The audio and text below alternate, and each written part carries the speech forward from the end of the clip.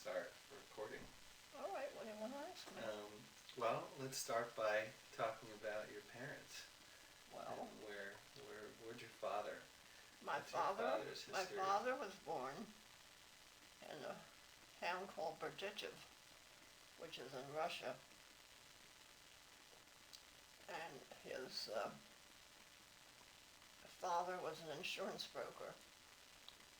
His mother died when he was a year old, and his father remarried. This was already a second marriage for him, for his father, who had a daughter with the first wife, who took her child and moved to another town after he died. And when my father's mother died, he remarried, and his stepmother was very good to him, he used to tell me, and he had one son with her. When my father was 7 years old, his father contracted pneumonia and died. And the second wife, again, took her son and went back to her family, and my father was left in the care of his mother's father, who was a miller, a very poor miller who didn't know how to collect a bill. Right. He had as far as I know, at home, one daughter who was not married. It was a very pretty girl. And my father, at the age of 7, was apprenticed out to a harness maker. He never had any formal schooling. They were so poor that he slept in the kitchen on 2 chairs, and the only time they had a decent meal, which was probably not too much, was on Friday night for Shabbos. And he used to tell me stories where he would go with the village kids, both Jewish and non-Jewish, into the village on market day. And the kids would run up to the vendors. The peasants would come in with their produce, and they would grab a potato here, an apple there. But my father, who was always a very retiring person, never had the courage to do that. He would never do that. He grew up there. At the age of 17, his grandfather told him that his father had left him a legacy of, I always had the number $700. I think it must have not been 700, because in those days that would have been a fortune. But he had enough so that he was able to come to America. And how did he come to America? As I said, his aunt that he lived with was a very pretty woman. And she was about 17 and not married. And one day they got a letter from America from someone they didn't know of. They didn't know who he was. But he wrote that he had met people who knew them, who knew the family, and was told that they were very honest, nice people. And he was looking for a girl of marriageable age, because he wanted a girl from a family with that background. And he asked he said he understood that they had a daughter, and if she was willing to come to America, he would marry her. He would send money for her travel, and he promised that he would take good care of her all her life. So my aunt was ecstatic, anything to get away from this life she was leading, and she came to America sight unseen and met this man, and they were married. His name was Abe Harris. And he, at the time, was a peddler, and he went all through the South with a pack on his back, selling pots and pans and linens, you name it, whatever was saleable, he was selling. Right. Eventually, he came to Peoria, Illinois, and opened up a pawn shop, and he was very successful. And they lived above the pawn shop, when my father came to this country, they were living above the pawn shop. And he stayed with them for a while, and then he got a job. Of course, there was no such thing at that point. Horses were not so prevalent as they had been when he was a child, and that was the only thing he was trained for. But he got a job in the tractor factory, the Caterpillar tractor factory, which had its big headquarters in Peoria. What time frame are we talking about here? Oh, that was in the early 1900s. Yeah. And anyhow, he had a job. He had his own room somewhere, I assume. And the first thing he did when he was organized at this point was to go to night school. And at night school, he met another Jewish man who was also an immigrant, and they became very friendly, and this man liked him. And he invited him to come and have dinner with them, and his wife had a sister who was my mother. And that's how it went. But my mother, and eventually they were married. On Lincoln's birthday, they were married. I don't remember the year, although I still have their marriage certificate here amongst my things. Who is the picture on the tintype? That tintype is my father's grandfather who raised him. That's your father's grandfather? Yes. Wow. Yes, it would be my great-grandfather. Right. And I really don't even know what his name was. It's a shame because I never thought to ask all these things as a child. It just never occurred to me. In those days, people weren't so aware as they are today of tracing family history. And my mother lived in a place in Lithuania, in a place called Barbieri. And she came from a family that was quite affluent at one time. Her father, who was a very religious man, was a dealer in lumber, and they weren't too far from the German border, and he would go into Germany a lot and trade lumber there. However, he was a good bit older than her mother, and he died at an early age, and he left her not so well off. She had, I think, 3 sons, 2 or 3 sons, and 4 daughters. And one daughter came to this country, and she went to Baltimore, and another daughter was my Aunt Ethel, who came to Philadelphia. When my mother came here, she went to one of her sisters who lived in Peoria, Illinois, and she went to live with a cousin of hers, and he was very wealthy. His last name was Block, and they lived on what we called up on the bluff, which was up in the hills. And he had, from what I understand, a very lovely home. And he was one of the first washing machine producers in the country. And he had a car, and he had all the things that everybody else doesn't have. And I remember vaguely my cousins coming there. The temple that they went to in Peoria was not too far from our home, and that's where they went. They would come afterwards. They would come every Saturday to our house, because my mother was a wonderful baker, and she always had wonderful things, and they would come Saturday after temple. And I remember once going for a ride in his car. That's where my mother's sister had 4 children, and 2 of them became college teachers. One of them she graduated from college, but she didn't teach.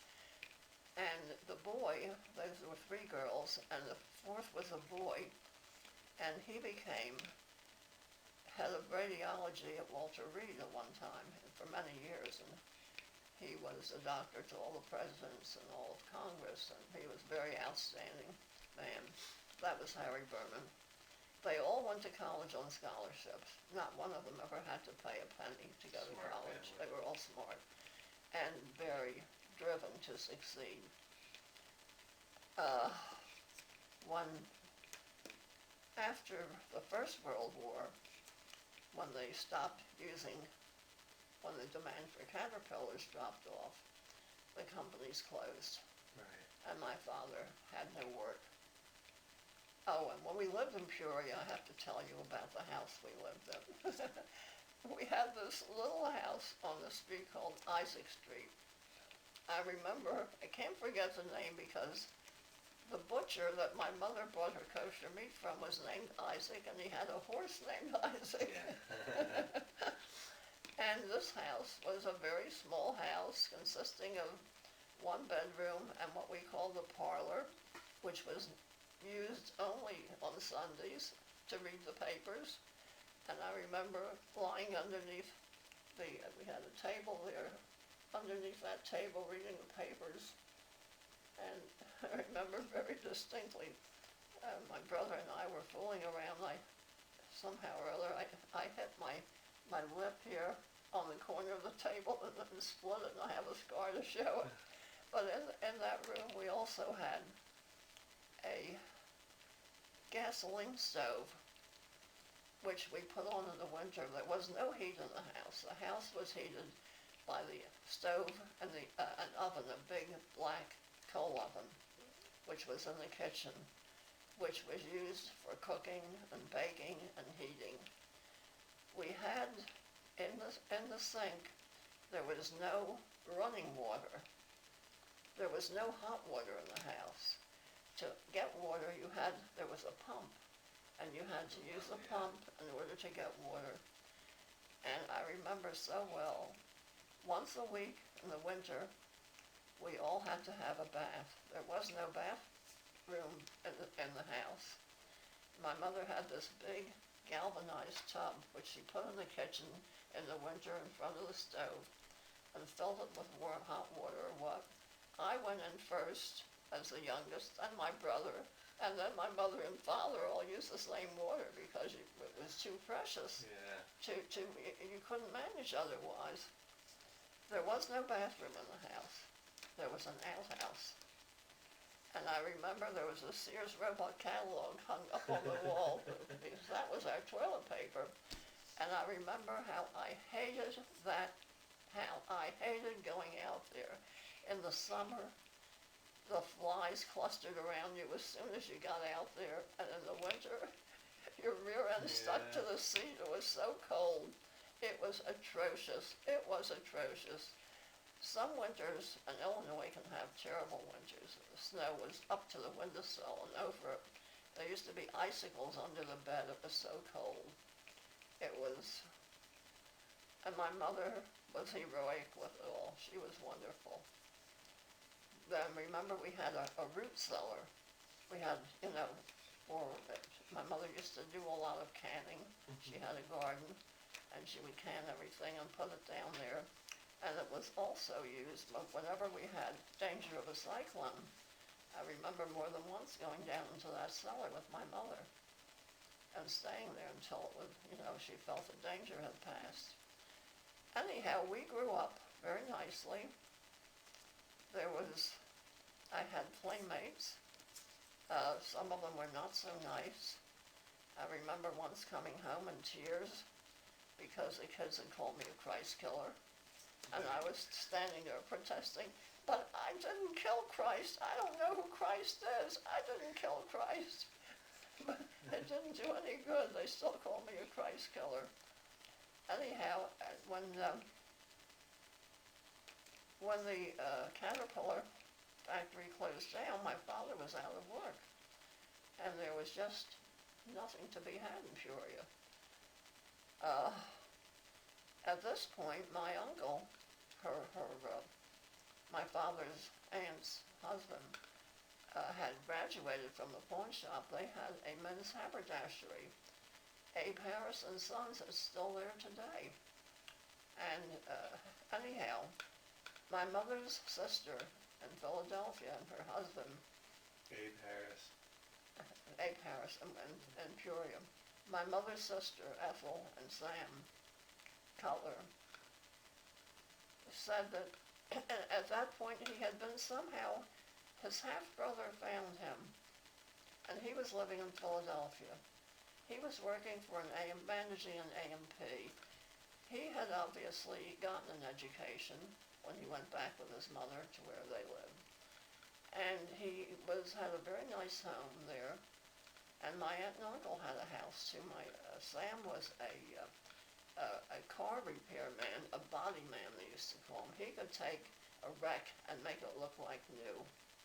He had a really good reputation in that kind of work. And they said we must come east because there was no future for my father in Peoria. So we came east. My father came first, and he tried to find a job. It was very hard to find a job even then. And then eventually, my mother also had a brother in Wilmington, Delaware, and he had a mattress factory. And he said he would give him a job. So I remember coming east on the train, and I remember what a horrible, horrible journey that was. First of all, the trains were really primitive. This was 1921. They were all coal-fired. The windows were open. It was summertime. The cinders flew in. They didn't serve food. You had to bring your own food and your own water. And it was a horrible trip. We were on the train night and day until we got to Philadelphia. And eventually we got to Wilmington. And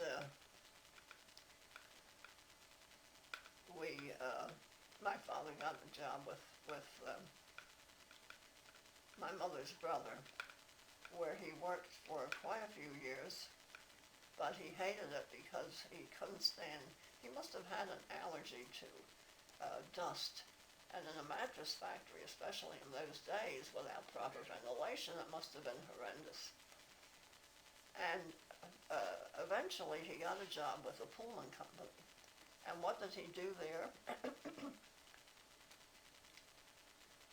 The Pullman cars, the Pullman railroads, which were sleeping cars, had in between each car, where you pass from one car to the next, they had a hood to protect people as they went, and those hoods were made out of leather.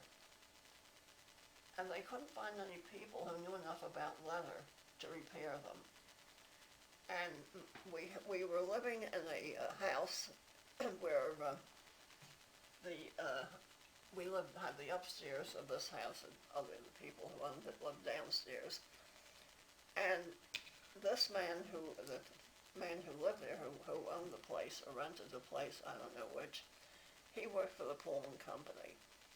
And he's told my father, he says, he says, I think I might be able to get you a job because they need people who know how to work in leather. So he spoke, told them that he knew somebody, and they told him to bring him around and they'd try him out. And he stayed there for many, many years. And as his hobby, he used to make beautiful cigarette cases and gift boxes and all kinds of things. He did beautiful work. And his pay was always minimum. But my father was one of the most immaculate people in the world. Everything had to be in place. Everything had to be clean. If we ever left the bathroom without washing the tub, we were brought back upstairs and told, clean it out, here's a cleanser and here's a cloth. And in spite of the fact that he grew up without an education, he read and write, he learned to, read all the newspapers, he read books, but the biggest joy in his life was music. He loved music. And I'll never forget when we finally got a radio, how he used to sit in front of that radio and listen to every program he could get of classical music. In later life, when he had a television, he never missed one Sunday of the opera. Metropolitan Opera has a program every Sunday every Saturday during the winter all their operas are broadcast. He never missed one. He would be glued to that. You wouldn't even get up to eat. He loved music. He had an appreciation of everything beautiful. Beautiful clothes he admired on other people. He loved nature. He loved to walk. That was his biggest pleasure. We really couldn't afford anything else. He would walk for miles on his days off. And he would come home, especially in the spring, if my mother, even when my mother, she couldn't walk that far. He could walk for miles. And he would tell us of all the beautiful flowers and things. And he used to say, he says, Mother Nature is the greatest artist of all. And he had such beautiful instincts. And for a man without an education, he never permitted us. He had such an appreciation of what good things are that he always insisted that we get the finest that he could afford in shoes. He would never let us get cheap shoes, even though it was hard for him to pay for, there was so little money that we had. And when he bought a suit, he had one suit. Before he wore it, he would brush it.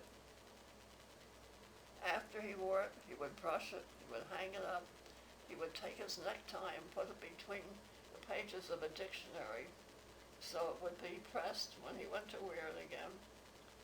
And he was just a gentle, lovely, sweet man. My mother was a wonderful woman. She was a very strong woman. She was a very bright woman. And the longer I lived, the more I see how wise she was.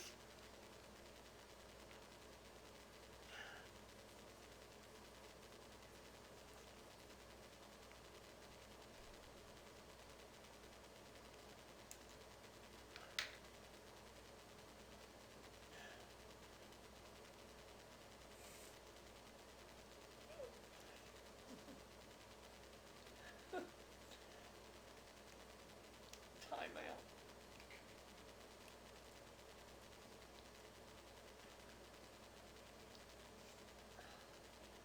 My father was deaf.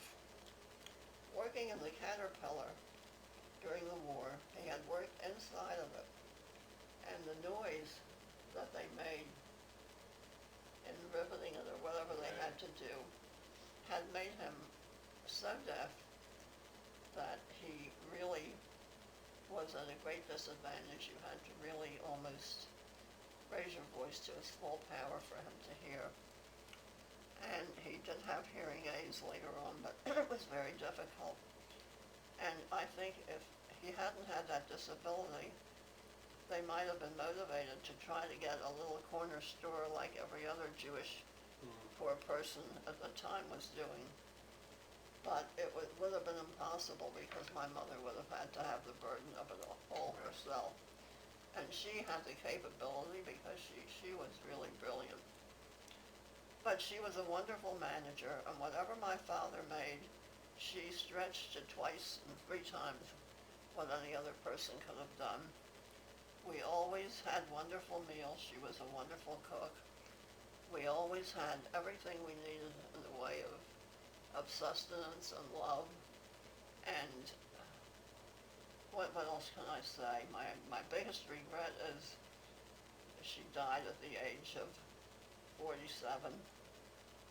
She died because of a doctor's neglect. Really? This doctor, my mother never told any of us that she wasn't feeling well.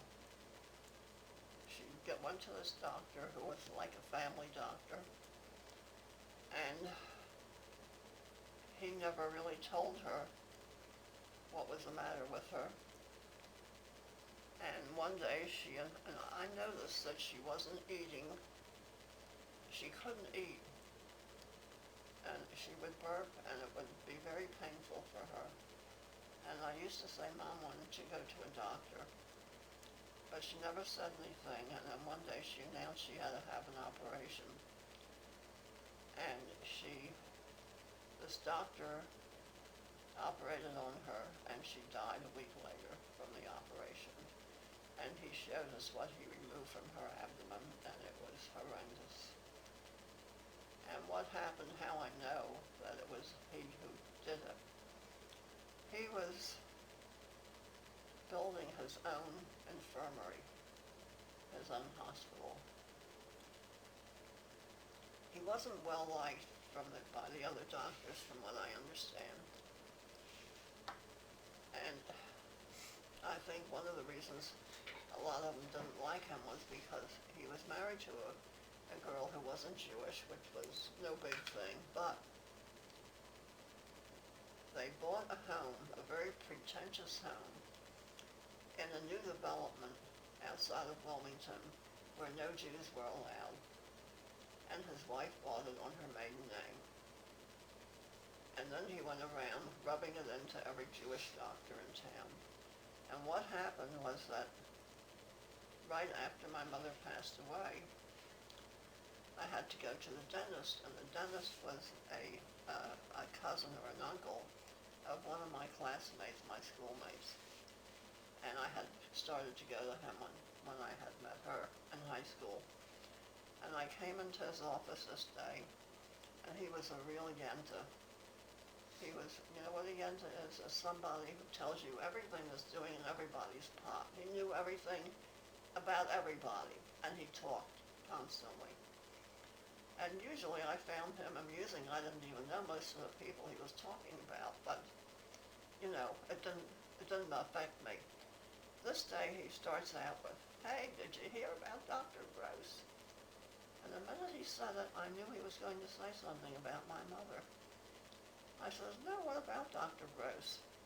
He says, "Oh, you know, he built this big clinic," he says, "with an amphitheater in the operating room, a balcony so all the doctors could come in and watch his surgery. And he went to perform his first surgery," he says, "and the woman died."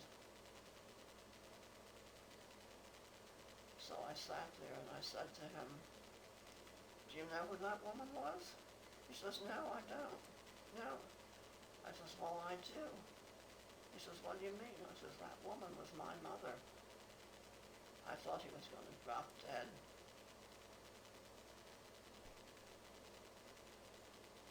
He kept her waiting to open his clinic when he could have operated on her months before. Oh, jeez.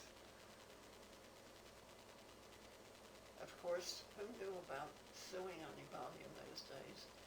My brother and I were Well, you know, doctors, you gotta watch out who you trust, because a lot of them do it for their own ego. I guess the doctor who operated on our did it for his own ego. the profession of doctor is one that you have a mixed group of people. You know, you have a lot of people who are in it just to be called doctor, you know, because it's a high status position in society. And then you have other people who do it because they love science and helping people. In any event, my mother passed away at an early age. In the interim, I always wanted to be an English teacher. And I loved reading when I was a child. I was an omnivorous reader. My vacations in the summer were spent between mornings at the public swimming pool, to which I had to walk a couple of miles back and forth, and afternoons I would go to the library, which was within walking distance of where we lived. And it got to a point where I read every book in the children's department.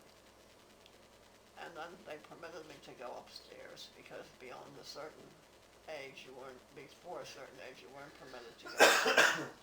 And I remember one skirt came to visit with us for a couple of days, and I took her to the library with me. And we came in, and I said to the librarian, I said, "This is my cousin." I says, "Do you have any new books?" This was in the children's department. She says, "No, I don't have anything since you were..." I would go to the library every single day. I would read a book in the library, and I would take a book or two home and come back the next day. she turns around to my cousin, she says, would you believe it? She says, your cousin has read every book in this department. I guess that's where I developed a good vocabulary, because when we were in the 8th grade in public school, there was a citywide test primarily for vocabulary and comprehension. And another boy and I got the highest scores in the city. Wow. Yeah. Great. And anyhow, I loved reading and I loved literature, and I really was aching to be a teacher. But it was impossible. My brother was 3 years older than I. He had decided, when my brother graduated high school, he took every single honor, every single prize in the academic department. Every one. And in those days, there was no such thing as getting money for a scholarship or to help.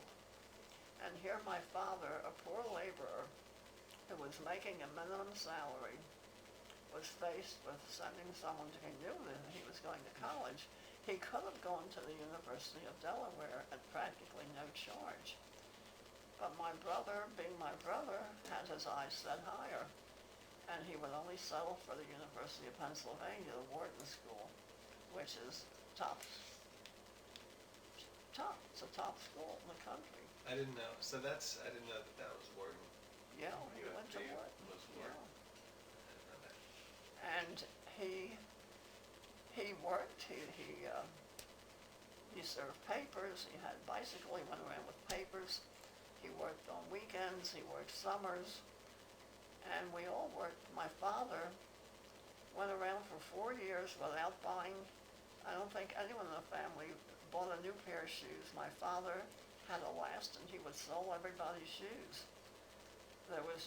If there was any way to save a penny, we saved it.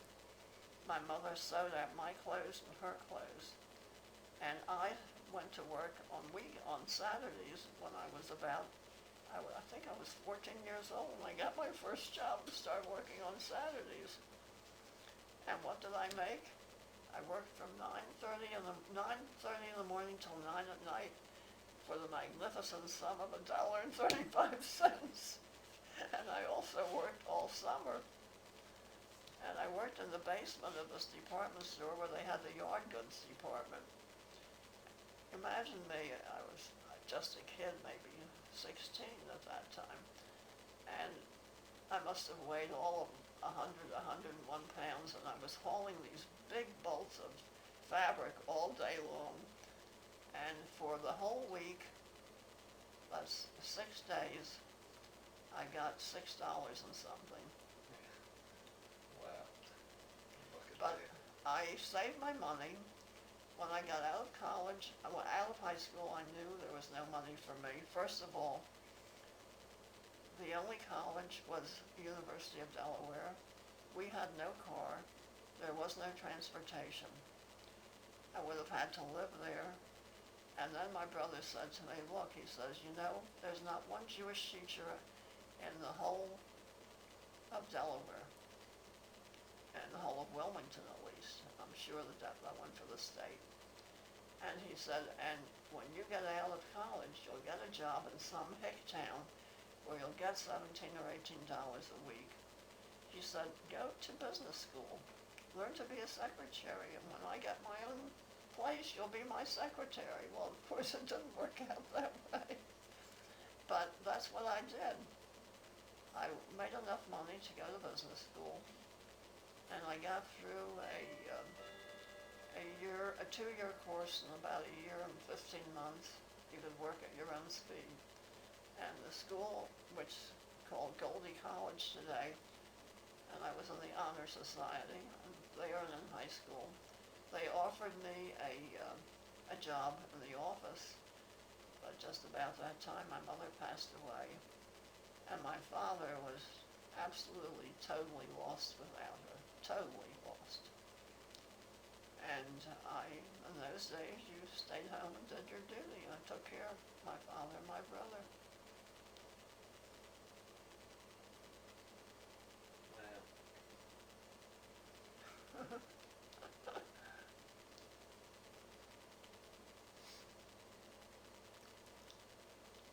That's chapter one, Mike. That's chapter one. That's a good place for chapter one. Say that again. One of these big kids, of course they all hated the Jews. They gave my brother a terrible time too. But we came home for lunch, and I remember as I was walking home, one of these kids made a big hard ice ball and threw it right at me and hit me in the nose, hit me right in the face. And it really bruised my face. And my mother came back to school with me, and she told the principal, and they what do you call it, just suspended him for a couple of days, this kid. They were really mean kids in those days. Sounds familiar. That particular,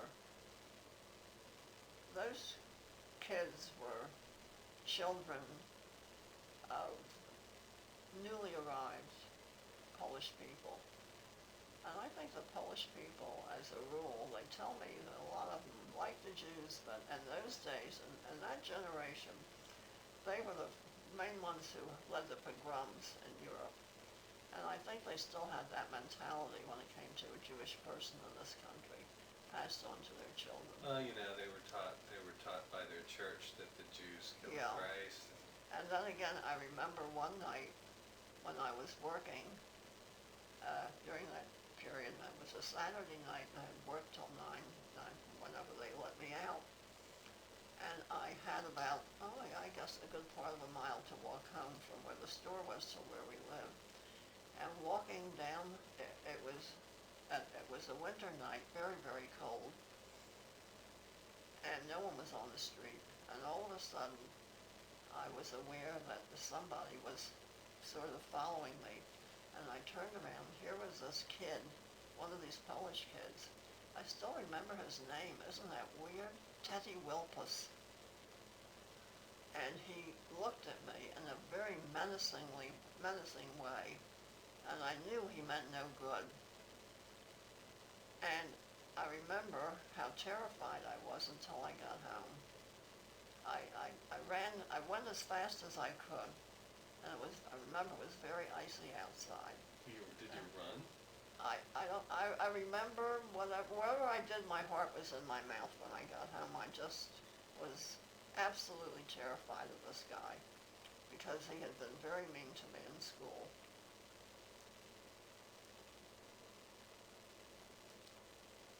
That was a frightening walk home.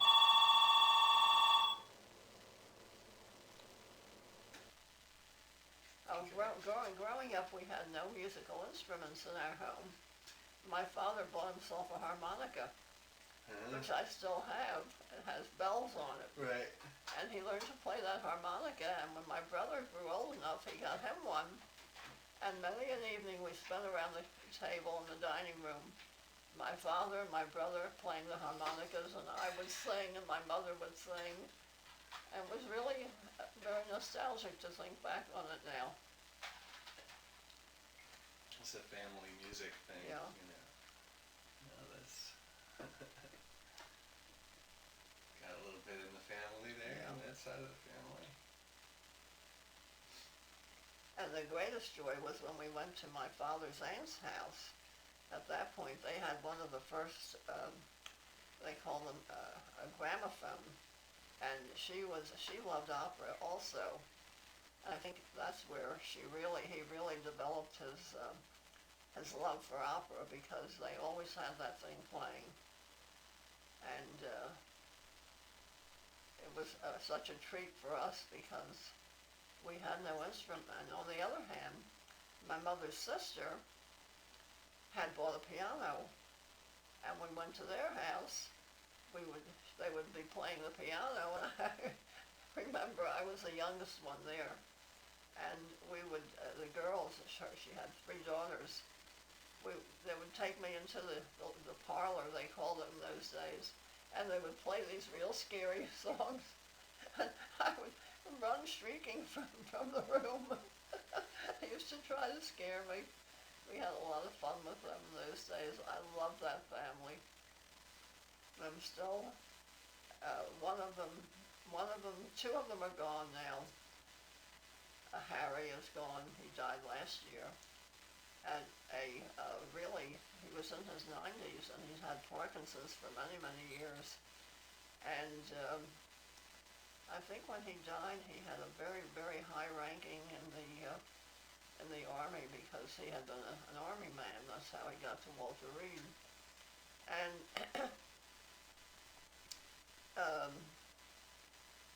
one sister is still living in a nursing home. She's in her 90s. And the youngest one is also around 90, almost 90. I think will be 90 this May. And she unfortunately has Alzheimer's. And I never went back to Peoria. I have never been back there to visit.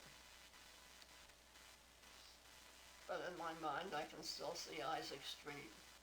It was nothing was paved. It was just a dirt street in those days. I guess there weren't too many. I can still remember the school I went to, which was a few blocks from where we lived. And I remember I went to kindergarten there before we moved to East. And I was one of the few kids in the class in the first grade who could read. And the teacher loved when I read because she used to call on me all the time, and I remember her saying to me, "Oh, Jenny," which was my name in those days, "I just love to hear you read. I could let you read all day. You'd read with such expression." I'll never forget that. I'll also never forget a little boy in that class. I don't remember what his name was, but I remember once when I stood up to recite something, he got up and he kissed me. That's funny. It's funny. It wasn't funny then. So primarily you had the ethnicity that you Oh, grew up and around. I also remember an incident very distinctly, which was just in my mind, where my mother used to buy groceries from a little country store there. And when you went into the store, everything was in barrels. Stuff like rice and potatoes, you name it, it came in barrels and nothing was packaged today.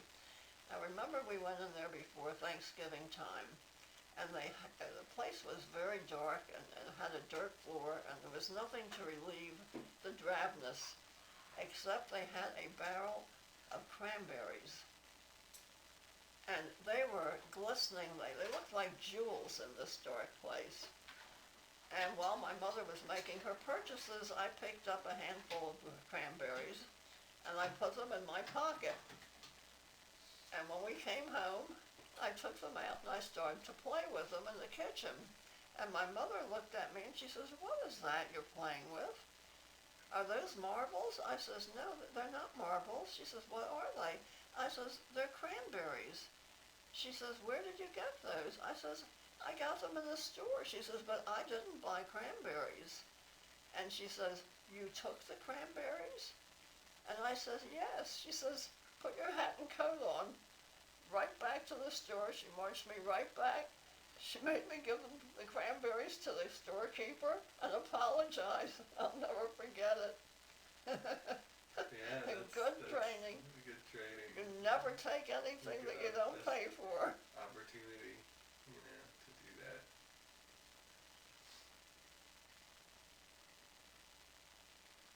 So the primary ethnicity around where you grew up was Polish? In Wilmington, yeah. In Wilmington. Yeah. And that's how you, was it a Jewish community within a We Polish had community? plenty of Jewish, and the thing is, every Jewish kid that we knew in that neighborhood grew up to be somebody. One of them was an assistant attorney general. No, he was attorney general for the state of Delaware. One became an outstanding rabbi. Others became, went into industry or became doctors. But every Jewish kid knew that he had to learn.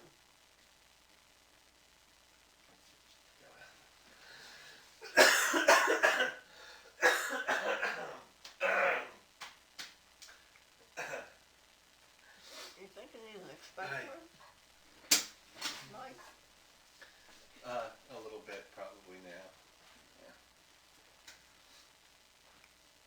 I mean, a lot's coming up. You better drink plenty of water on the plane too. Oh, yeah. 'Cause that's where you really get dried out on the plane. And they say that alcoholic beverages, which I know you're not gonna drink, even exacerbates that dryness. Yeah. They're the worst thing people can drink on a plane. The only thing I drink on the plane is tomato juice. Anything bubbly is bad too, Yeah. 'cause it, gives you gas. Yeah. When did you take your first plane ride? My first plane ride. I think the first time I was on a plane was when we went to California. To see Mom married? No, to see my Frankie married, my Frankie Oh, married. Frank married, yeah. What year was that?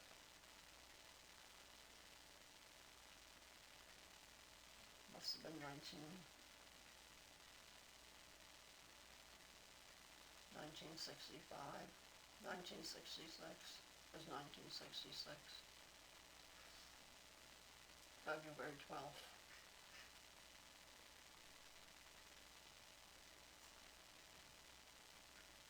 When did Mom move out there? She moved out.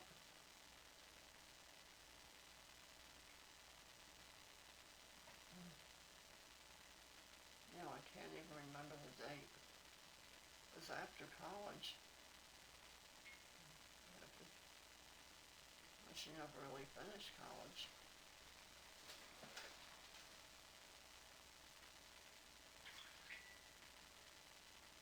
She didn't really move out. She went out with a girlfriend, and that's when she met John. Right. And never came back.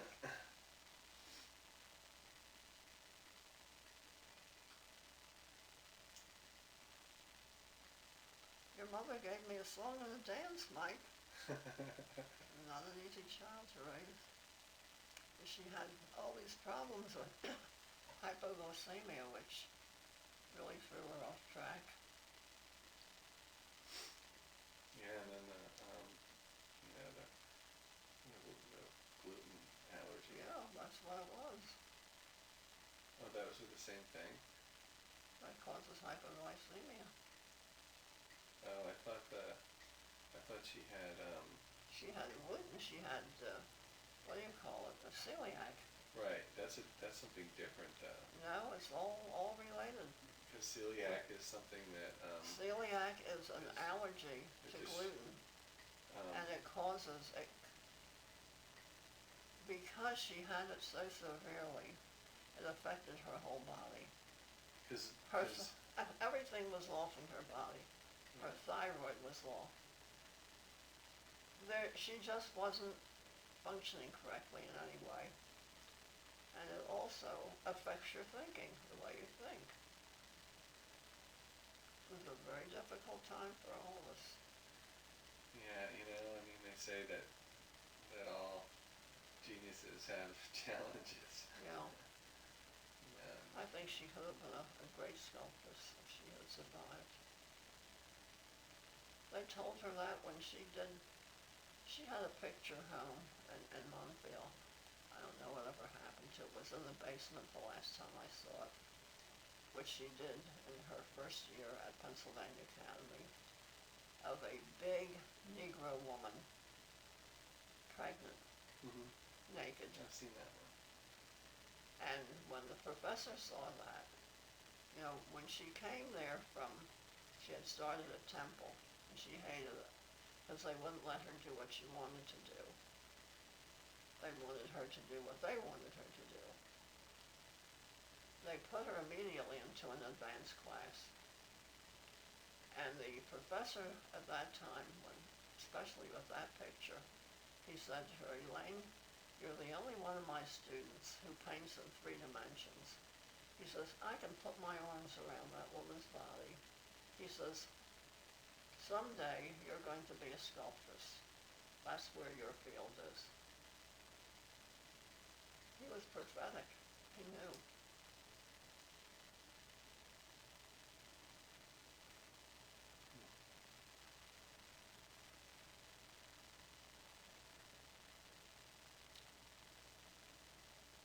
how'd you meet Ada?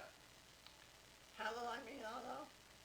Well, I was in the hospital on my 20th birthday having my appendix out. And afterwards, I had lost a lot of weight. I didn't have too much to begin with.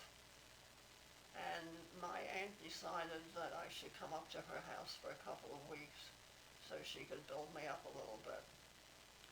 So I went up to Philadelphia, and my cousin Gert had a friend named Lillian Tunick, with whom she had gone to high school with. And one day she said to me, let's go over to Lil's house. So we went over to the Tunick's house. The Tunick's house was open. Everybody ended up there. Everybody. It was constant coming and going. And Henry was, no one ever thought that Henry and I would get together because Henry had a reputation, first of all the girls were chasing him. And secondly, I guess it just never occurred to them. I had met him about 3 years earlier, maybe 2 years earlier. And at the time, I guess he thought I was really a little kid, you know. He never looked at me twice. And I didn't look at him. In fact, what I looked at, I didn't like, because I didn't like the shoes he was wearing. They were real pointy shoes. And I thought anyone who could wear those shoes, not for me. Anyhow, we went over that day, and there were a lot of kids, a couple of their cousins, and some girls and friends of Lillian's, and Henry was there. And we had a lot of fun that day, you know, just tossing around. And gradually, Henry came over and sat alongside of me, and he didn't move from there. And by the time we were ready to leave, he said, would you like to go to a movie? And no one was more surprised than my cousin, because she knew his reputation. Henry was a playboy. Anyhow, that's how we met. And that's how we started dating each other, and that was it. That was it. I guess it was sort of love at first sight. And it's interesting because, you know, you have such a reserved, fastidious background, you know, and you know, and Ada has Yeah. an entirely different thing, you know, with the house that everybody that's open, Yeah. you know, that everybody can come Right. through, and you know, I mean, it's when I sort of look in myself to find, you know, what things I prefer. I do like the house where everybody can come through. I mean, that's always something Henry's house was. it's attractive to me, you know, the hospitality. That was everybody,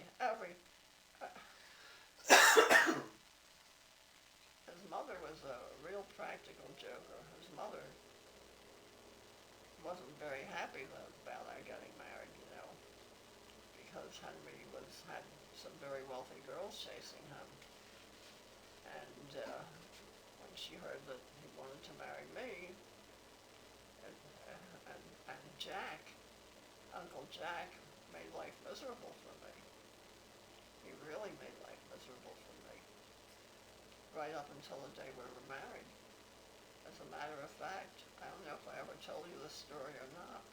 We had already gotten our apartment and furnished it. We were going to be married that Sunday, and that Friday, I had gone to the cemetery, which is customary before you get married, the Jewish, you know. And I came into Philadelphia, and his mother had invited me for dinner that night. And his father liked me. He didn't care about the money, but his mother, they were so hard up at the time, working so hard that she felt that it would be advantageous for her son to be married to someone with money. Anyhow, we started eating dinner, and all of a sudden, Jack and his mother, may they both rest in peace, started giving me a hard time about money and not being able to get along, and really shouldn't be getting married and all this stuff. I couldn't take it. I got up from the table and I said to Henry, I don't want to listen to any of this. I says, I'm leaving. If you want to come with me, fine. If not, that's all right too. It's up to you. And I got my coat and I walked down. Of course, he was right after me, a few steps behind me, and we got married that Sunday. We had a very small wedding. First of all, I had very few relatives. And secondly, I guess I didn't feel too festive about, being married without my mother there. With my father, my brother, one of my best friends at the time, and my aunt and uncle and their 2 kids, and Henry's family, and an aunt who wasn't invited came with 2 of her children. And that was it. We were married in the rabbi's study, and then we went to a kosher restaurant and had dinner, and then we went to Atlantic City for our honeymoon in a room, in a rooming house. And we had a wonderful married life, Michael. My best wish for anyone would be that they should be as happy and as loving as we were. What are Ada's parents' backgrounds? His mother came from a large family. I really don't know too much about their background. His father was really an adorable man. I liked him very much. He loved people. And so did she, but she was a practical joker. One thing she did that bothered me very much, she would get people. I remember they had one person in the neighborhood really wasn't all there. He was a little off, center. And they would really make a mockery of him, and it hurt me to see that. I couldn't stand it. They would make him do things and say things that nobody should be made to do. And it was, to me, it hurt me to see it, because it seemed to, it was so undignified for him. He didn't even realize he was happy as a pig in shit, Yeah. I hope that didn't go in there. But I couldn't stand it, because I don't think it's morally right to do a thing like that. It's whether they're aware of it or not. It offends my sensibilities, and I know you would never do anything like that either. But that was his mother, and however, I felt very badly about the way she treated me,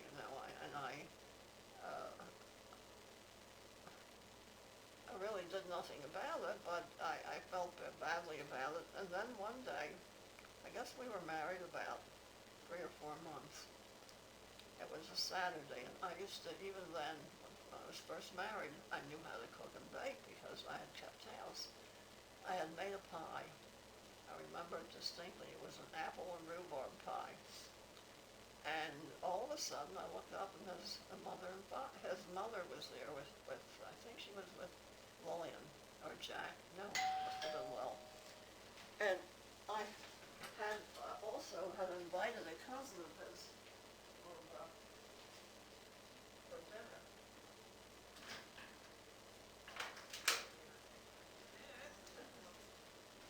His mother had never been too happy about him marrying me. And shortly after we were married, she surprised me by coming over one afternoon. And it just had happened that I had invited a niece of hers to have lunch with us. And I had baked a pie. which I knew how to make. I remember distinctly it was a rhubarb and apple pie.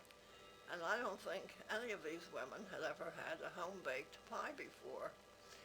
And anyhow, uh, Henry's mother came into the apartment, and she saw that everything was very clean and orderly, and then I said, come, I'm going to serve some dessert, come down, come, have something with us. And she was absolutely floored when I brought this pie out, and Henry says, she says, where did you get such a delicious pie? And Henry says, Jean made it. And after that, there was a tremendous softening in her attitude to me.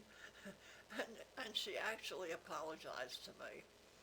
She says, I didn't think that Henry was going to, I didn't approve of the marriage because he had so many opportunities to marry wealthy girls. And he shows you, she says, but I see that you're very happy together and you're making do with what he's, making. And she says, I have to apologize for the way I acted. Jack never apologized. And for years, we did not get along well. For years. But eventually, we overcame that too. That took a lot to say that really. It did. And I respected her for that. Unfortunately, she died within a year after we were married. Yeah. She had a heart attack and died.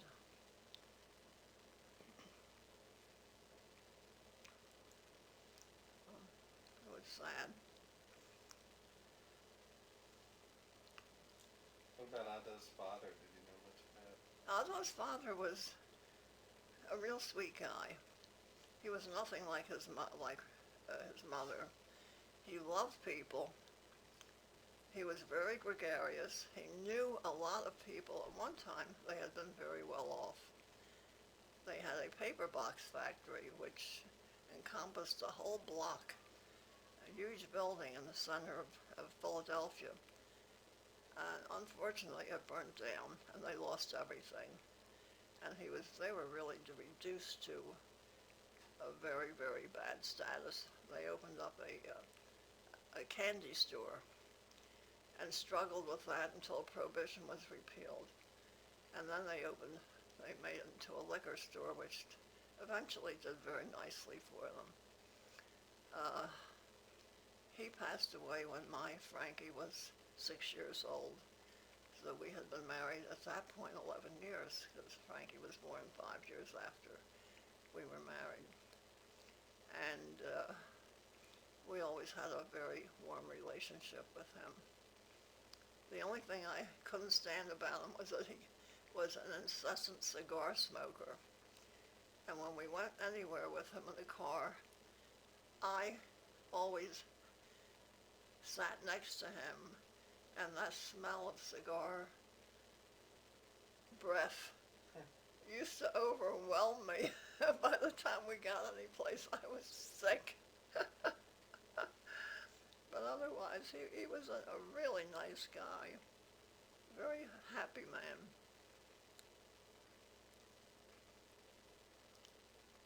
Let's stop there for a second. Yeah. Make sure that. I'll never forget that scene. I remember. Did you ever hear of Coxey's Army? Coxey's Army was composed of people who were out of work during the Great Depression. I don't know how old I must have been. Maybe 9 or 10 years old. And I was coming home from the library. It was around twilight. And Coxey's Army walked from one part, from California. They started out and they gathered people all along the way. They were walking to the White House to protest conditions. And they had this ragtag array, this multitude of men, women, young kids, walking all the way across the country to go to Washington to protest the poverty and the lack of response that the people were getting. and I was on a street called French Street. That was a very wide street, like 2 streets below the main street in Wilmington. When they came through on my way home from the library, I remember standing on the curb and watching these thousands of people walking by. That was a moment in history. I remember when Lindbergh flew his airplane, and when he came back, they let all the kids out of school to watch him fly over Wilmington. Cool. Yeah. Yeah, it's a lot of stuff happening. Yeah, a lot of stuff happened from the time of my birth until this time. Stuff that never happened before, inventions that never happened before. And God knows what will happen in the future. But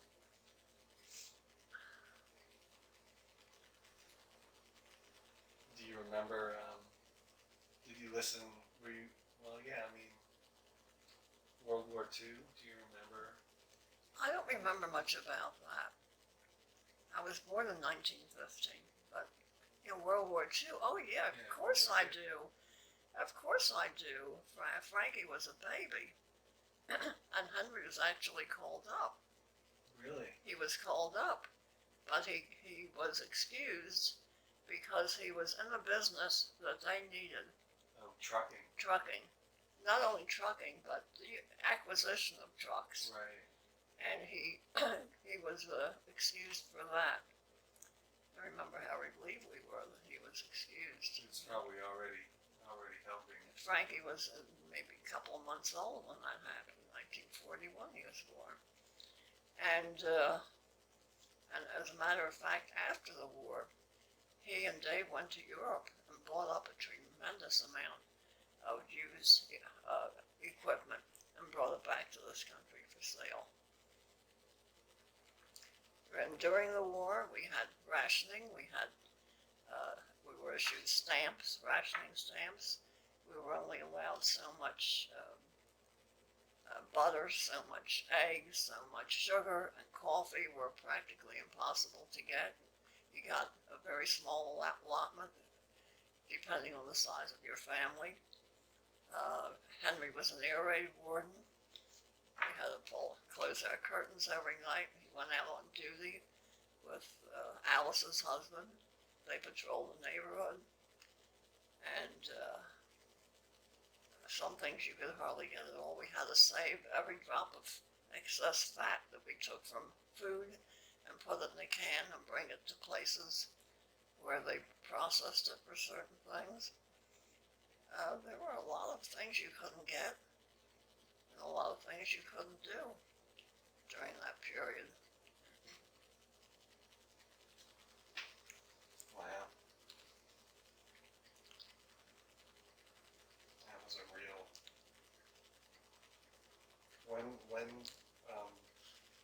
And then there was the communist scare. Then there was our area was full of Germans, full of Buns, especially around Union. They were a very big population of Germans there. They watched them very carefully.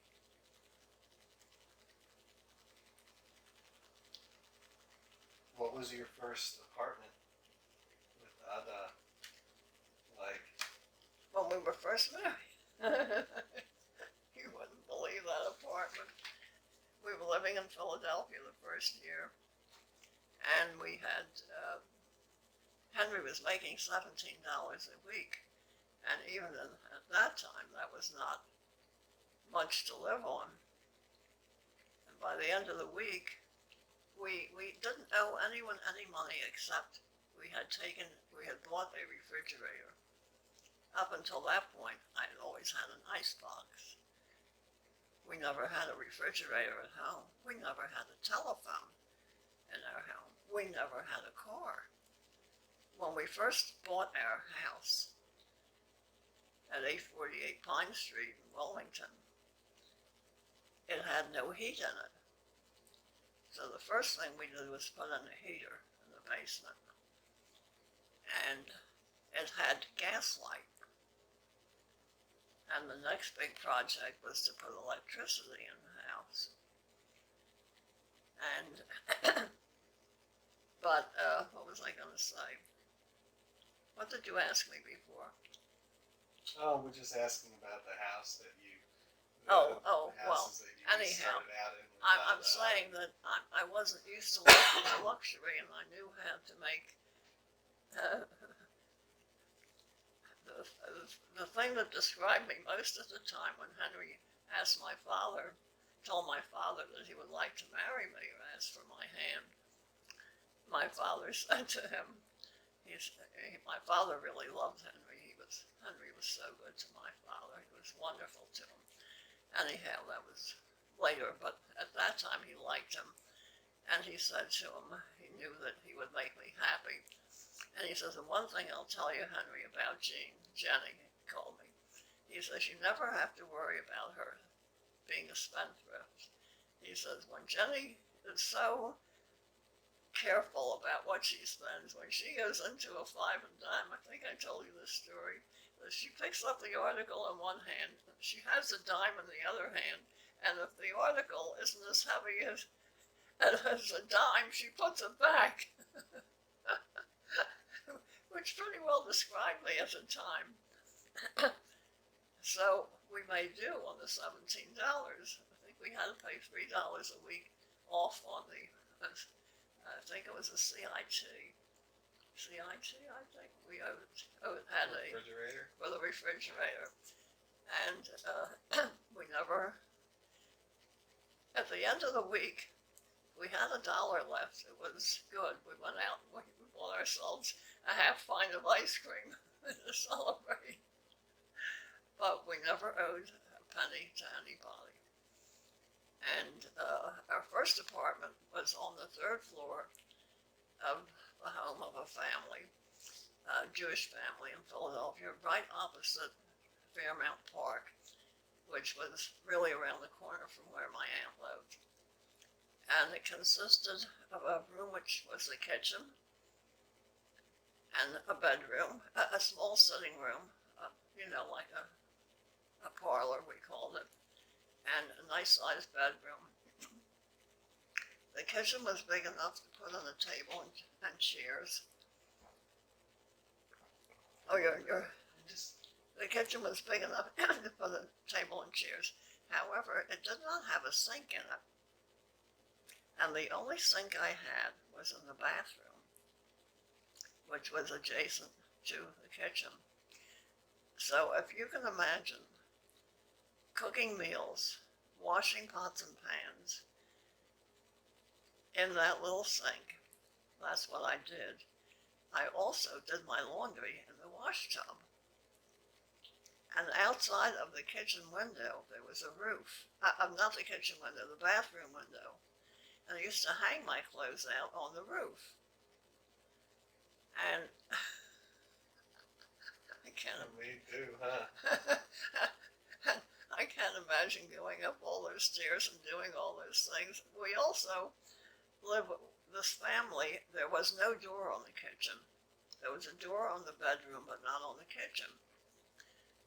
And this family who lived downstairs was a very nice family. They had 2 daughters and a son. The son went to college. The daughter worked, and she was an ardent unionist, and she was always out doing something for the union. A very bright girl. Then they had a younger daughter who was in high school. And I began to notice that things were missing from my refrigerator. And at first I couldn't understand what was happening. And then all of a sudden it hit me. It had to be this younger girl who was old enough to know better, who was taking things. I mean, she would take a piece of fruit here or something else there. And the way we were living, I had really accounted for, I knew exactly what I had bought and I really resented anybody helping themselves to it. And I didn't know what to do about it because the people who owned the house were really lovely people. I didn't want to accuse her, and there was no way I could keep her out because there was no door on the kitchen. So I finally arrived at a solution. I wrote a note, and I said, "What you done see, please ask for. Please ask me for it. If you don't see what you want, please ask me for it," is what I said. And I signed it, Jean. And I never had anything taken from that refrigerator again.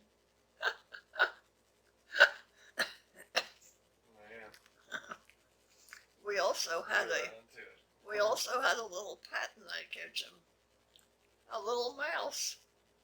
One evening we had finished dinner and we were sitting at the table. I think we were both reading a paper, and all of a sudden, out of the corner of my eye, I see something moving near the refrigerator, in the back of the refrigerator. I thought, no, can't be anything there. Well, we were both very quiet. There was no music on.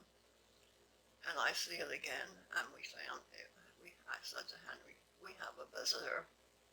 He says, "What do you mean?" I says, "There's a little mouse here." He says, "How do you know?" I said, "I saw it. It ran behind the refrigerator." Well, we didn't do anything about it. We put cheese out, and it would come and nibble the cheese. And we never did anything about getting rid of the mouse. Just distracted. I didn't have the heart to get a mouse trap. Or a cat. Yeah, they didn't have a cat. That was our first apartment. We lived there a year, and then I just couldn't take having a kitchen without a sink. And we moved again, just about 2 blocks from there. Also, the same kind of situation, but this was on the 2nd floor, and it was a much bigger apartment with a huge kitchen with a big sink. And right after that, Henry got a job up in Newark. So then we right after his mother passed away, it was within a year, and we came up and we stayed with Ida, and she happened to have met Alice. Ida lived in Trenton and Alice was from Trenton, and they were both living in the same apartment building in Newark on High Street, which was a lovely area at the time. And some mutual friend said to one of them, "You know, there's someone I know who's living in your building or next building, whatever. Why don't you look her up?" Because I didn't know anyone either. They had just moved there. And they looked each other up and they became very friendly. And then Alice moved to Elizabeth. But they kept the friendship up. And when Ida moved to Elizabeth, some years later, it wasn't some years later, it was right after, when I met Henry, Ida was living in Irvington. And then from there she moved to Elizabeth, right around the corner from where Alice lived. And when she found me the apartment, our first apartment there, we lived there for 10 years on Lexington Place. And then we moved to Union. Actually, our address was Elizabeth, but it was actually Union, off McGee Avenue in Elizabeth. We had a Palisade Road, very pretty little house. And from there we moved to Linden. We lived there 5 years and moved to Linden.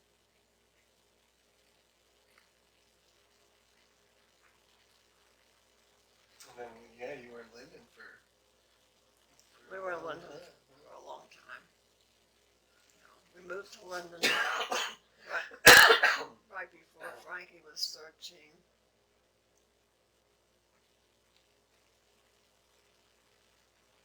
they were just building the temple there, and we became one of the founding fathers, and I was very active as a temple. And Frankie was the first bar mitzvah at that temple, and he was the president of the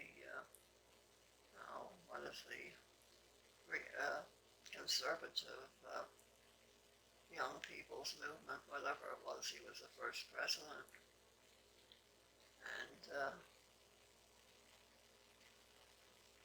those were good years. Elaine was bat mitzvah there at the temple. I remember one holiday, one of the high holy days, we were at the temple, and the rabbi loved Elaine, and he said something that probably made every girl there hate him, or hate Elaine. He said something that when Elaine walks in, he says the whole place lights up.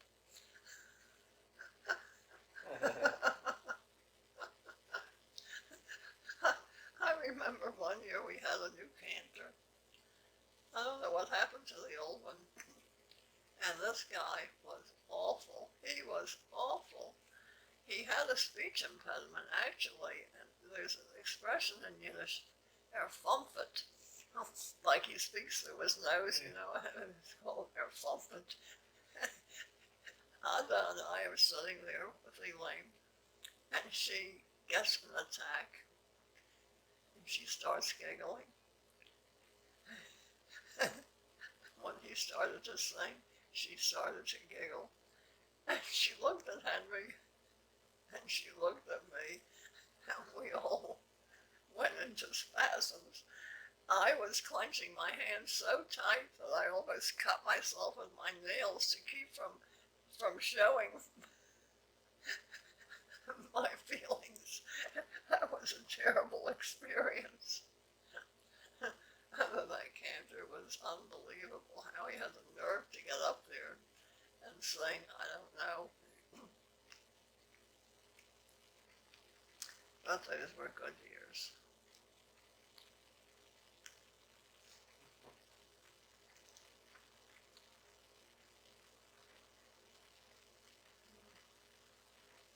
I thought you used to tell some stories about his. You know, he was a prize fighter at one time. Yeah. He fought with some very, very good.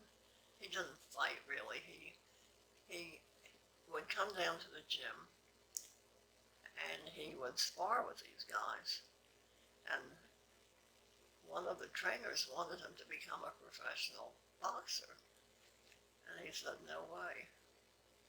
He said, when I get a good clip from one of these, he says, I can feel my whole body shake. He says, I don't want my brains addled.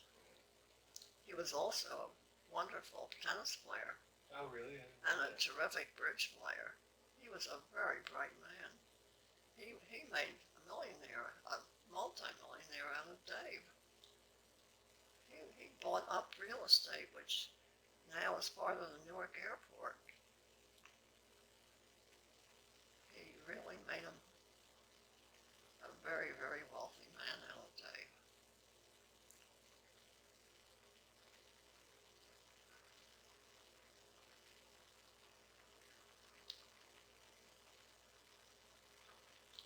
Yeah.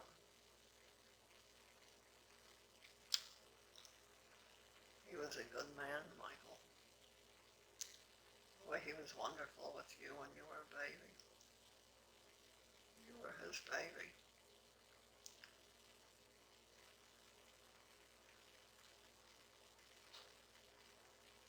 He's wonderful with me as long as I can remember. I'll never forget the time we went shopping with you to Sears. We went to Sears Roebuck or something. And you were walking around. And all of a sudden we look around. It could have been more than 2.5. And you're standing in front of a case that has all glass stuff in it. And you're picking these things up. Oh my God, if you ever dropped one of those things, it would have been horrible. And another time, I remember when you were younger, you couldn't have been more than a year and a half old, and we were shopping somewhere, and he was holding you. And as we walked down the aisle, there was a telephone. Did I ever tell you that story? And you grabbed onto the telephone and you refused to let go. We could not pry you away from that telephone. And all of a sudden I see I was in front of him talking to somebody, and it was someone he knew from business. And the guy saying to him, boy, he says, he is a tenacious child. He couldn't take that phone away from you. But he was great. And then you had we had a woman who had been a teacher at one time.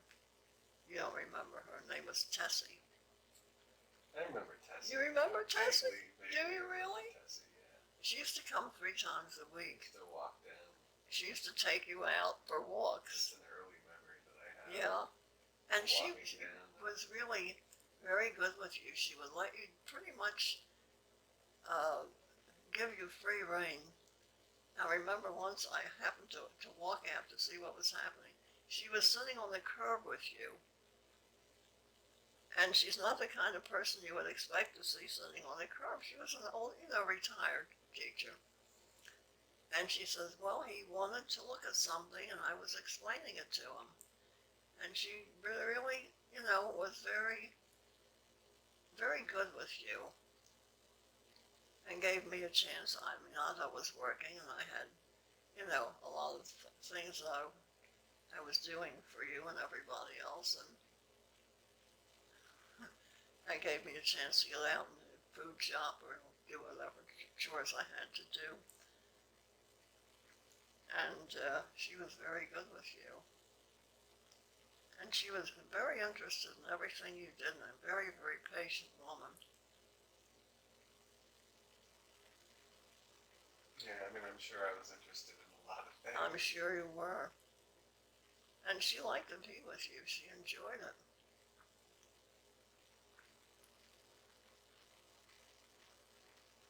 Yeah, that's the Montessori way, is to let the Explore. kid guide the exploration and provide answers along the way. Yeah, the more I thought of it afterwards, she really was a wonderful influence, at that point of your life.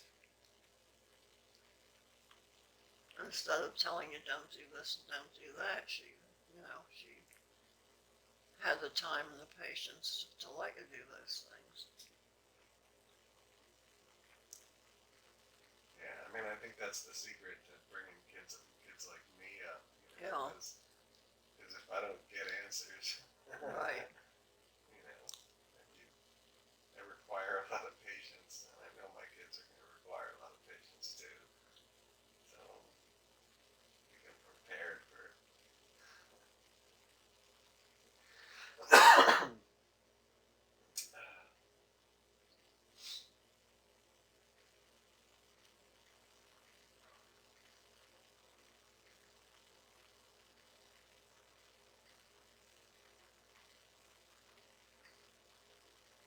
I remember when you were very young, I can't remember how old you were, just a little kid, and we were down the shore, and you were sitting on the stool, and I was behind the counter, and you were looking up at the clock, and you said to me, Grandma, if the clock went backwards, would everybody and everything get younger in the world? And I thought that was a question that a child twice your age wouldn't even think of asking. I'll never forget that. Oh yeah, it's the It was correlation of. a very perceptive, introspective, I don't know, really, That was pretty introspective, I think. you were a very interesting child. For recreation, you used to read the dictionary, if you remember. Remember, you used to sit for hours poring over the dictionary. Lots of interesting words in there. Sort of hooked on all sorts of subjects you never thought about before. You were not the usual unusual run of children, Michael. You know, you lived with us for 2.5 years until Mother married Hal. I think you learned a lot in those 2.5 years.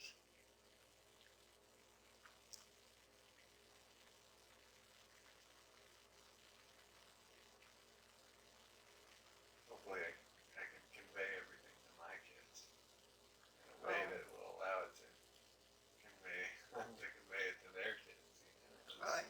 That's how they learn. You know, I can create the self-replicating, you know, system of meaning. Yeah, kids learn an awful lot by what they see. They learn how to behave, they learn what to do and what not to do. And I used to tell a story about some situation he had, and were they running a tavern? Yeah. Where did they run a tavern? They had to chase some guys out at one point. Oh, more than once. Yeah. Jack was a black belter. Yeah. And he really could demolish them, you know. Yeah, it was a rough business. Then they graduated to that. They had like a big barn, like almost like a nightclub kind of thing. But I think Jack must have done very well in his business eventually. You know, if it hadn't been for me and Anna, they wouldn't have had anything. Every time we saved some money, it went to them as a loan, but they always paid it back. But they never could have had anything if we hadn't helped them, which was the right thing to do.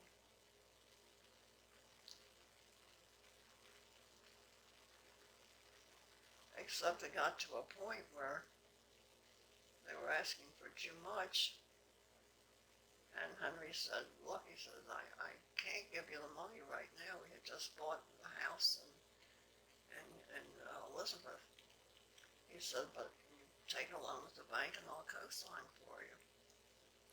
So Jack got mad. And Norma must have gone into what do you call it? A bipolar thing.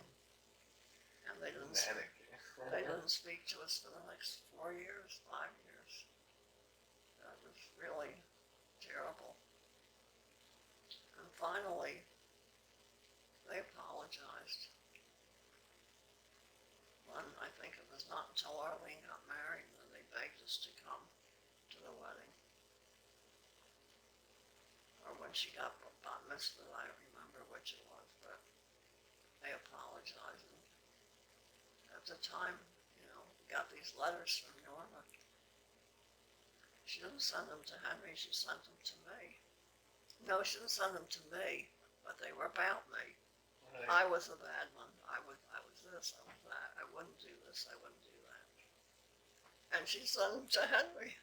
Of course, he'd bring them home to me. And at the time I said to him, you know, something is wrong with her. Something is wrong with her because she knows how much help we've been. And there was something wrong with her, unfortunately. She's also bipolar.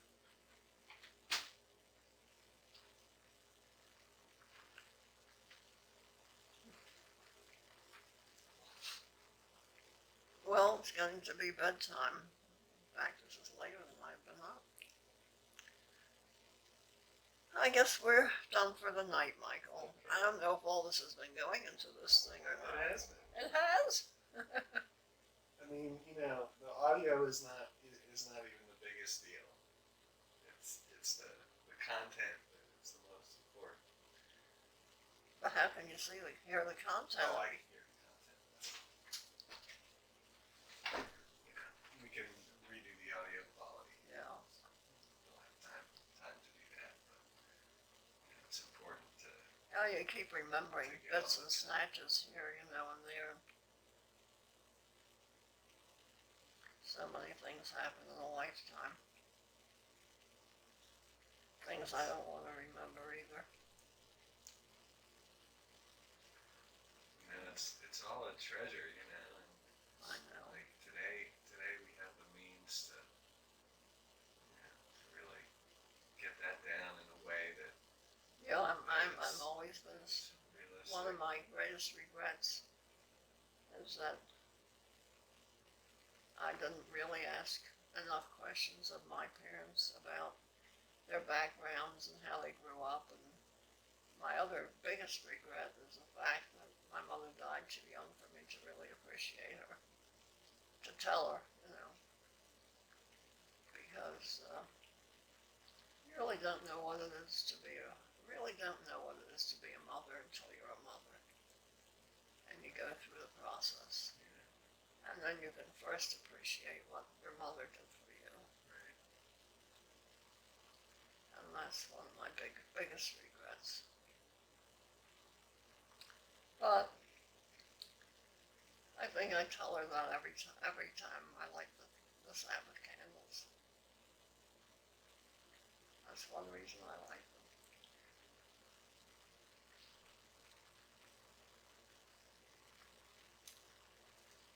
She would be happy, by the way, I turned out. I think so.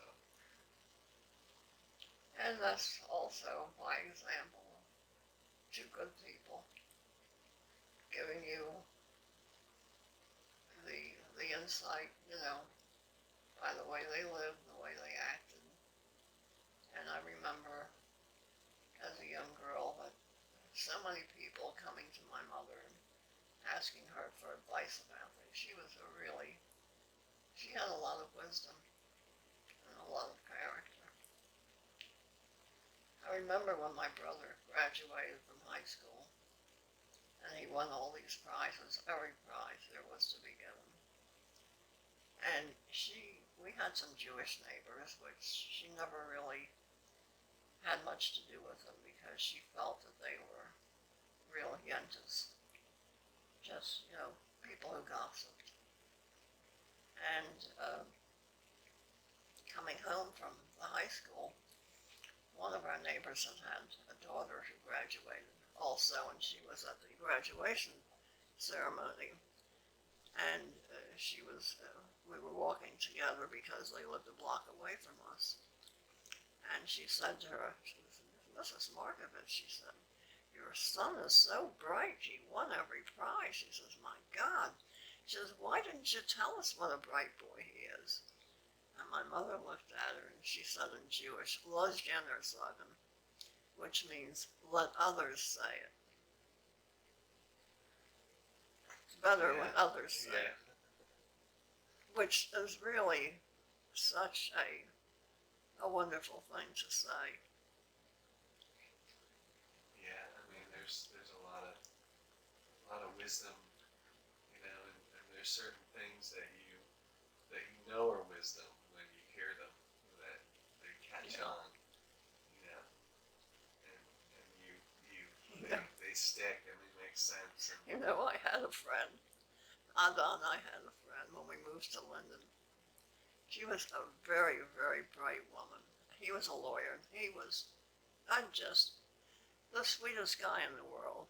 I just adored him, and so did Henry. We became very good friends. And she had three sons. They had three sons. Very average, ordinary kids. Her name was Ray.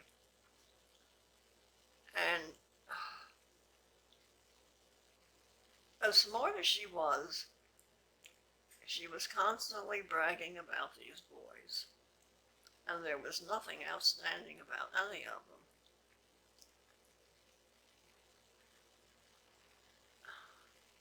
Now wait a minute, I'm confusing this with something else. I have a different story I have to tell. She also knew somebody in Linden, this was in Linden, that I knew. The person I knew in Linden wanted to be her friend Ray's friend. But Ray wasn't friendly with her. In other words, they said hello to each other, but that's all. And this third person knew that I was very friendly with Ray. She had 2 children. Both bright.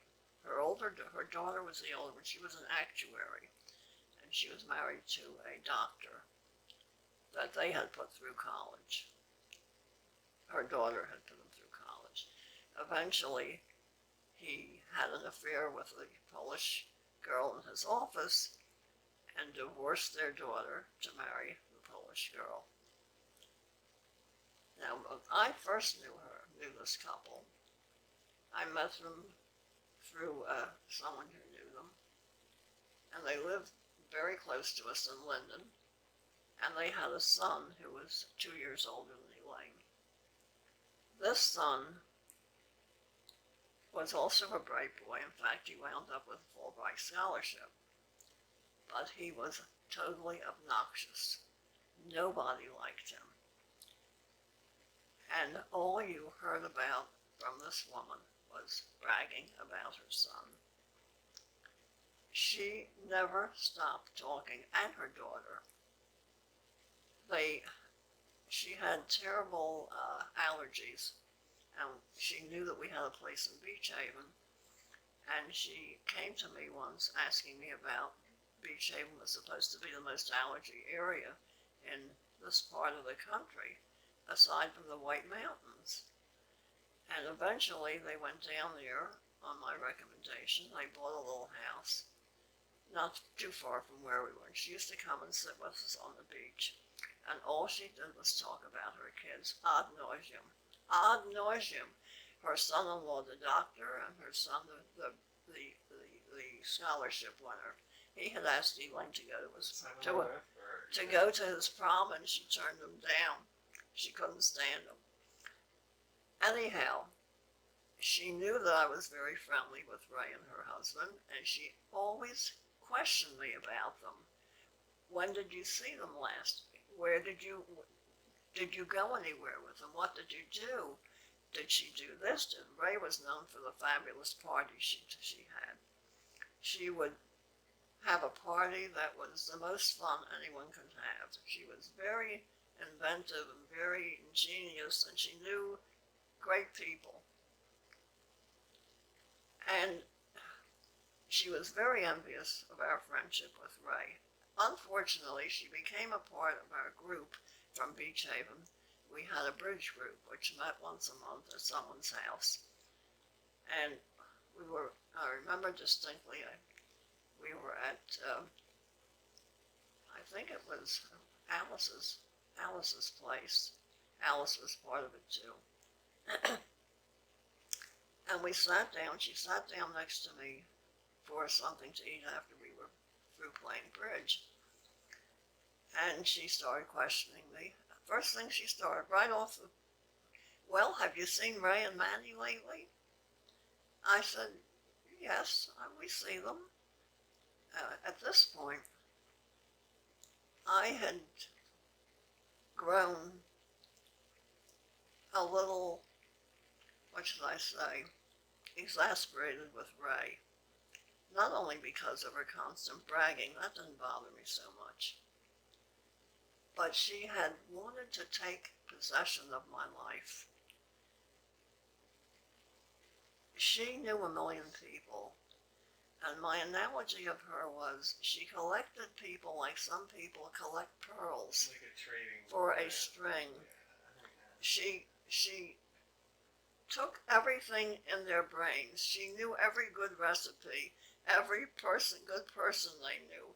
She knew everything about them. But it got to a point where she was calling me 5 and 6 times a day. And she got to a point where she was asking me the most personal questions, which I resented, including my sex life. And it got to a point where I felt like she was stifling me. I really wanted to stop the real, but we adored her husband. Yeah. As a matter of fact, I remember one time he called me. He called us up, and he was talking very quietly. He says, "Gene, for God's sake, do me a favor." I said, "What's the matter, Manny?" He says, "Call back here and say Henry needs to see me on a legal thing." He says, "I've got to get out of this house. Ray is driving me mad." It was like an obsession with her. I guess she was like this with everything, which we did. And he came over, and he said, "She drives me crazy. She drives me crazy." Anyhow, this other woman is sitting next to me, and she starts questioning me about Ray and Maddie. And I says, "Yes, we see them," but I says, "I haven't seen her quite as much as I used to see her." "Oh," she says, "why is that?" Why? And she couldn't understand how anyone could possibly not want to see Ray and Manny. So I looked at her and I said, "Well," she says, "I'll tell you why." I said, "When I'm with her, I really can't take what she does." "What does she do?" I says, "She's unceasingly bragging about her children.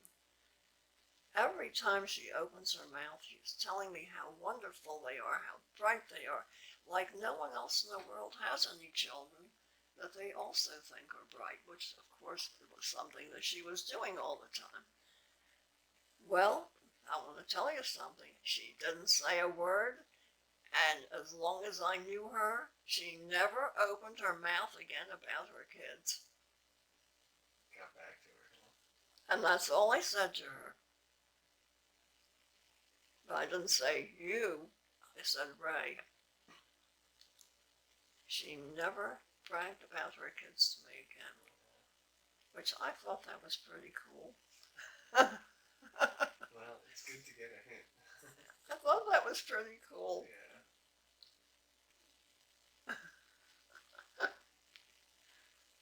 Well, she obviously liked you a lot and had a lot of respect for you. I don't know what she did after that. She thinks she liked me after that. But she took the hint.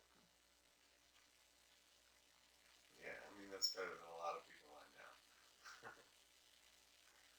Oh, shoot, she was impossible.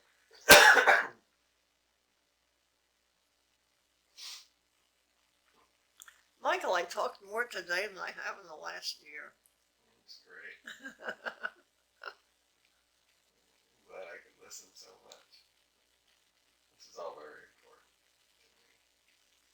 me. Yeah, it's a side of me that you really never knew.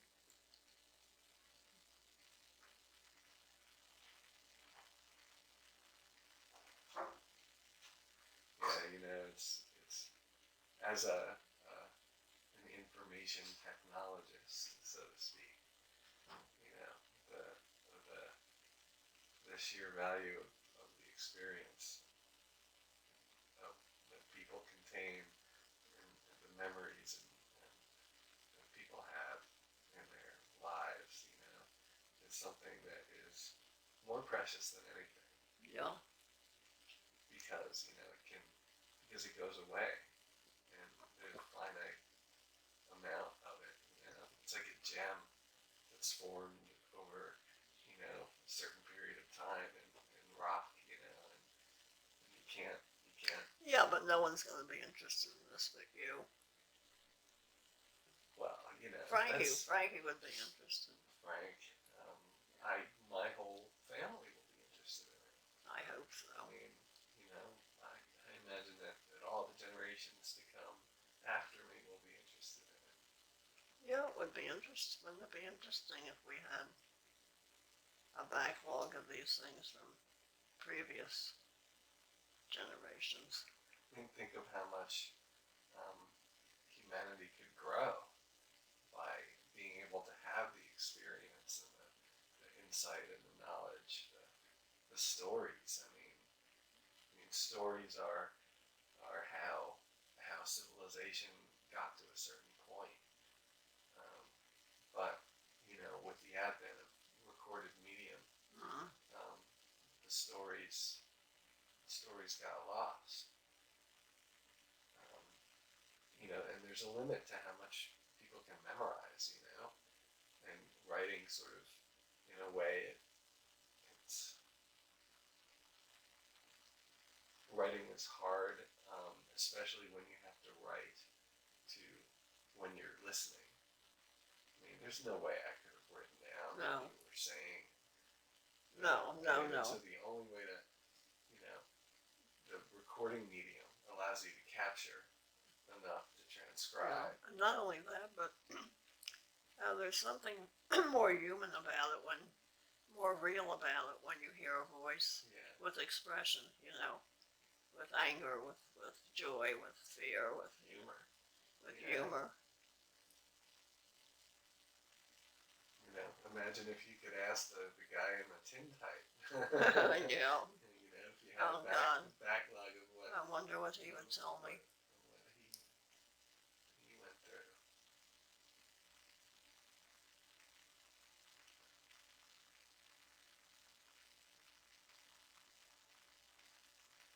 Yeah, it's so amazing. It really is. I don't know why I've gained a greater appreciation of it recently. I just find I gain a greater appreciation of things as I get older. Yeah, that's it.